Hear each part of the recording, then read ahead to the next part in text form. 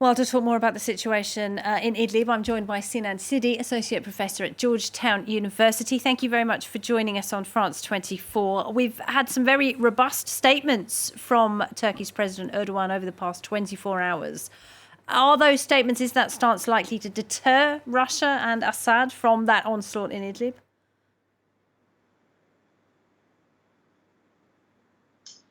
Yes, so as it's unfolding, I would say it's quite difficult to tell what the reaction will be on the Russian and Syrian side, because from my perspective and analysts who think like me, I think at this point it's there is no impetus or motivation for the Russians and the Syrians to back down, simply because this is the last remaining stronghold in Syria held by rebel forces.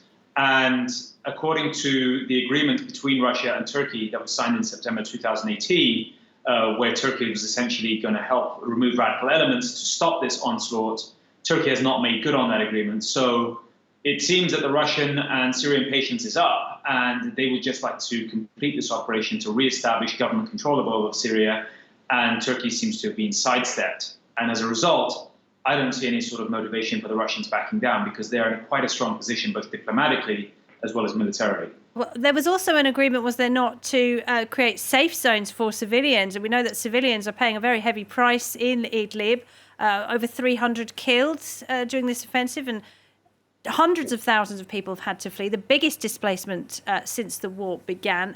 What is in store for those refugees?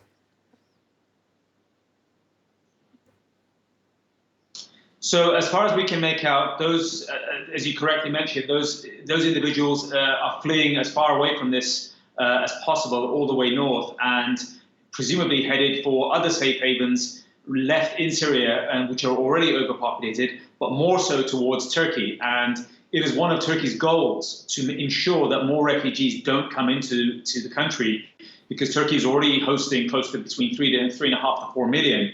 And not only are there a lack of resources in Turkey to host more refugees, but there is no public appetite amongst Turkish citizens for hosting more refugees. So this is quite a situation that the Turkish government wishes to avoid. And it is precisely why they're calling out Russia, saying that you have essentially reneged on the agreement. And it is putting quite a lot of pressure on the Turkish government to actually to dig in somewhat.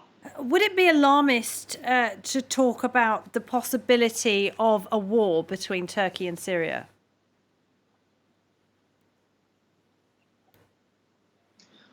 At this point, no, I don't think it would. I've been monitoring a variety of media and analytical channels in the last 48 to 72 hours. And from the footage of Turkish buildup, military buildup on the border, the tough war of words, and also Turkish observation points that were established after the Sochi agreement, 7 of which have been encircled by Syrian troops, and already 14 individuals, civilians and military personnel in the Turkish military that have already been killed in the last week.